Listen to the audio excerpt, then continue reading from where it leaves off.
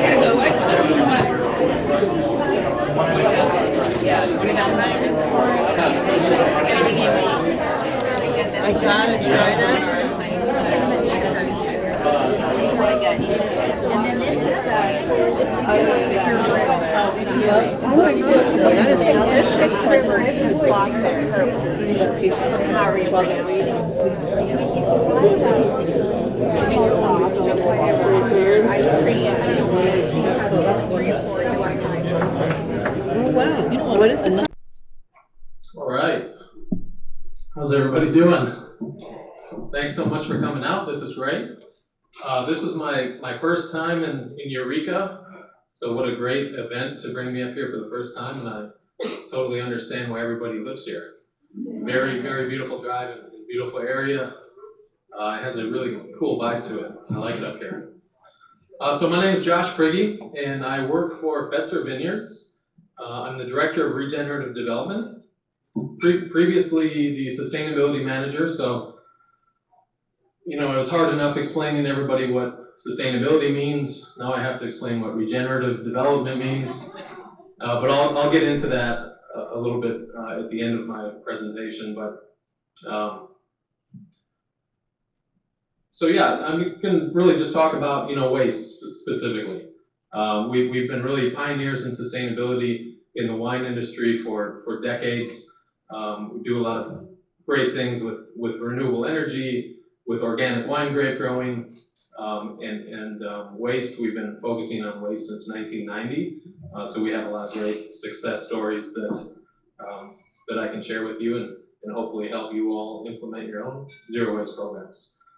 So just a little introduction. Fetzer Vineyards is in Mendocino County. It's about 3 hours south of here on 101. We're in Hopland, California, town of 800 people, so as you can imagine, a lot of excitement, a lot of activity. It's a really crazy and intense place to live.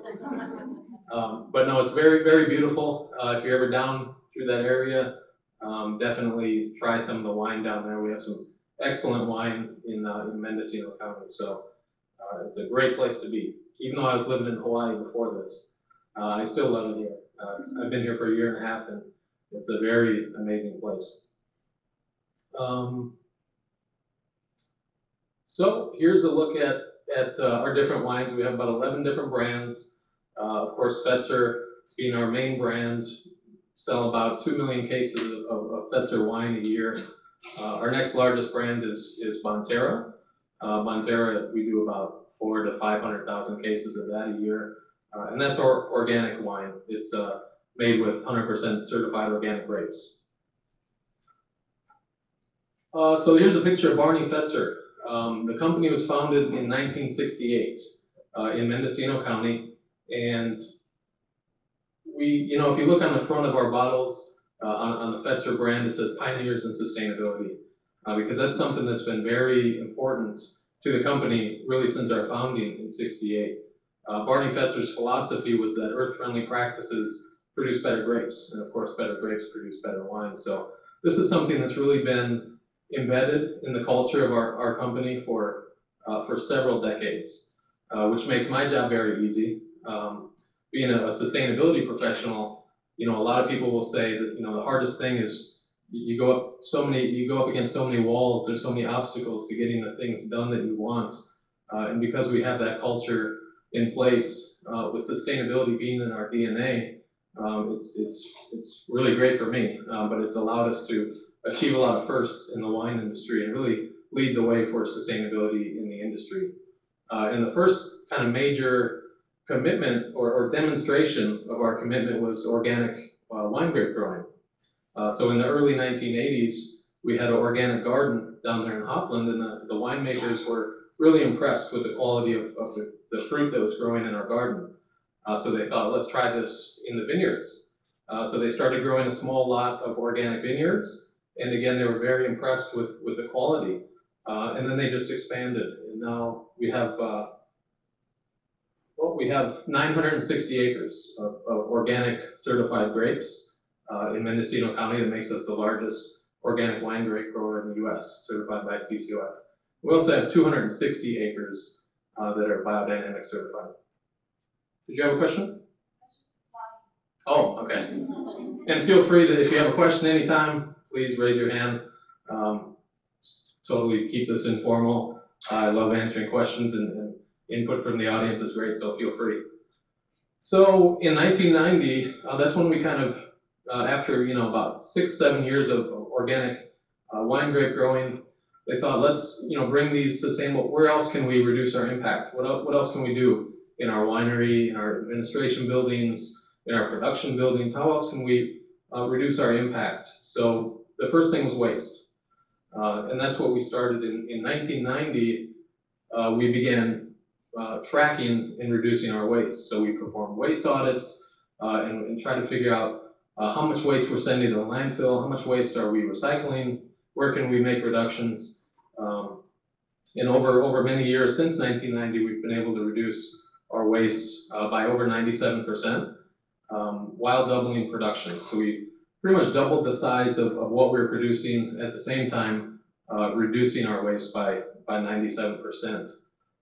So in 2014, still finalizing the 2015 numbers, but in 2014, we diverted 98.5%. Not as good as Sierra Nevada. They're going to put us to shame in all of these things that I'm showing you because they're so amazing.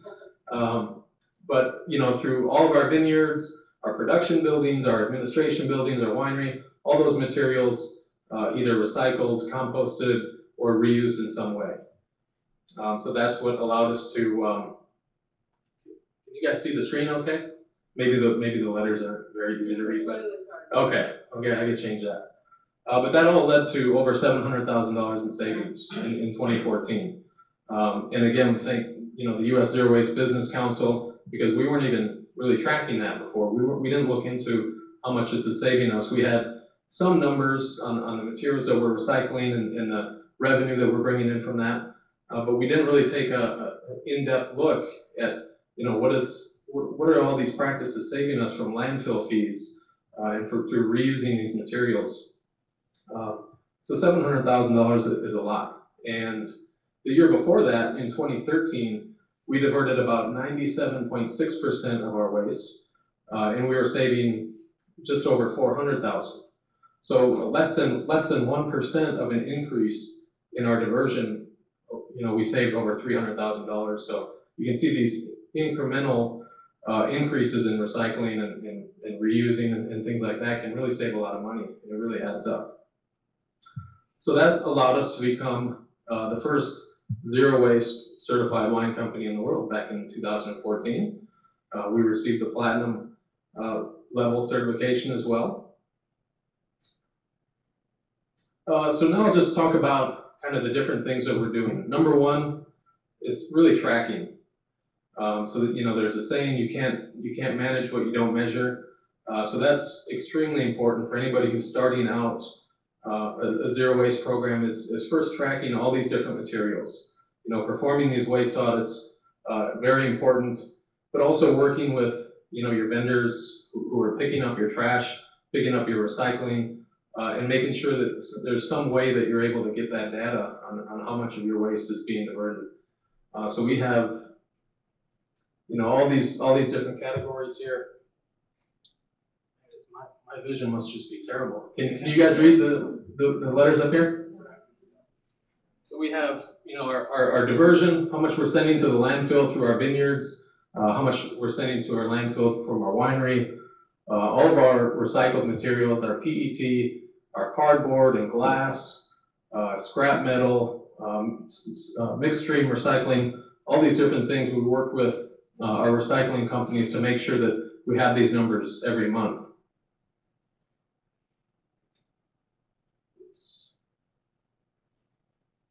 And then all these materials that we sell. So we divert lees, we sell old wine barrels, all these different materials that we're able to get some sort of income through another party who's able to take advantage of them. And then we have our materials that we return. We work with a lot of vendors to return pallets and return boxes. And then composting. So all these things are needed to be able to calculate your diversion rate. So here's our diversion rate, 98.5 and then calculating our savings as well. So all the practices that really allow us to get to that point. This was started back in 1990, so I was, yeah. I didn't mean to interrupt you, but when you have those tracking numbers, are you talking about all Fetzer Vineyard brands or just one specific? Yes, all of the brands. Yeah, so all the brands are produced at the winery, in the production building. It's all done in the same facilities. Yeah, so that's everything. We've been doing this many years. Pretty much anywhere where you have garbage, we're also going to have clearly labeled bins for everything that can possibly be recycled. So all the materials, the plastic, the paper, the cardboard, the metal, glass, all these things that can possibly be recycled, you have to have a place for those next to your trash, as well as food waste compost. So we have food waste bins in all of our kitchens, all of our break rooms, and then those are transferred outside to these barrels every evening. So, a very important first step, having bins for everything that are clearly labeled, all the same colors for each material throughout all facilities, so that it's just, second nature. Everybody knows where every material is going to go. Our grape waste composting. So we bring in around 20,000 tons of grapes every year to crush to make our wine. And about 10% of that turns into waste. So after we crush the grapes, 10% of that total weight is what's called pumice. It's grape skins and grape seeds and stems and all this material. So what we've been doing for many years, is composting all this material right on site, right up the hill from our winery. We compost it over the winter, and then in the spring and the summer, we have this composted material that we're able to bring right back out to our vineyards and be used as compost in our organic vineyards. So we have, really a nice closed loop system between our vineyards and our winery, where we're growing the grapes, bringing them in to be crushed, and then all of that waste that's created is composted and then brought right back out to the vineyards. So supplier engagement, this has been really important. Our director of production has been working on this for many years, and this has really been one of the big keys to our success is working with our suppliers and working with them to figure out how can we reduce this waste before it is even created. So we work with them to return boxes. We get capsules from a company called Maverick in Ukiah.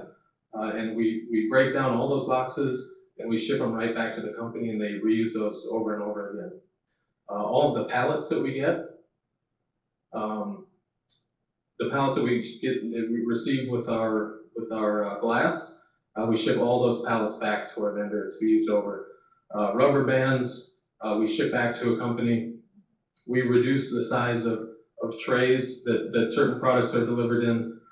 We found that working with our vendors, they've been, really more than willing to work with us. Once they know about our goals and our mission to become zero waste, they've been more than happy to really help us and work with us on reducing this waste. So wine and packaging, another aspect of the scorecard.